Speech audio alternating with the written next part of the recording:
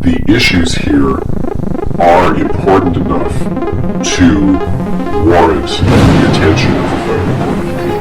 Those are important questions dealing again with the scope of the Prime Minister's authority to prorogue Parliament. Super important issue. We need to understand as Canadians, when can a Prime Minister do that? When can he or she not do that? What is the test? James Manson here, constitutional lawyer, coming to you from Toronto. As many of you will recall, we had a decision from Chief Justice Crampton about a month ago.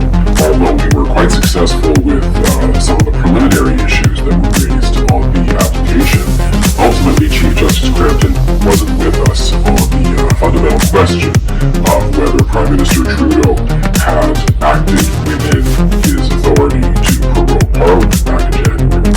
We have studied the decision carefully. It was a 96-page decision. I am now able to say that we have instructions. We have decided to proceed to appeal this decision to the Federal Court of Appeal. The case will move forward, and we will now present these arguments once again to the Federal Court of Appeal. That will be a panel of 3 judges, not simply 1 judge. That will be probably several months away.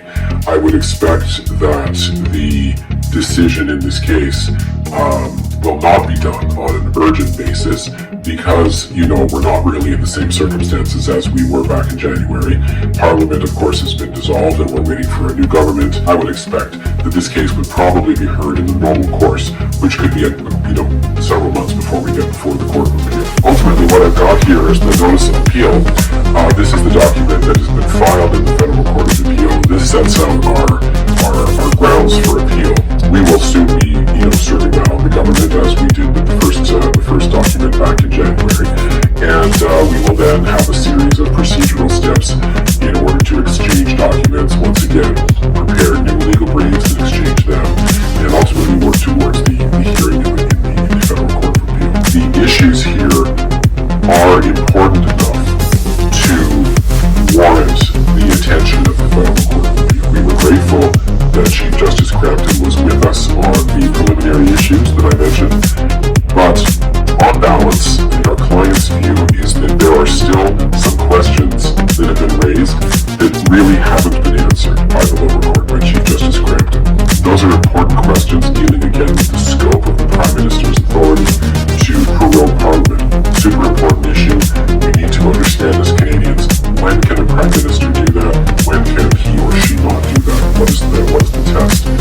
And we believe that the Federal Court of Appeal will give us that guidance that we're looking for. If anybody wants to check in on what's going on, go to jccf.ca, sign up. Please, if you can see your way through to doing so, please donate. All donations, I should say, are tax deductible, and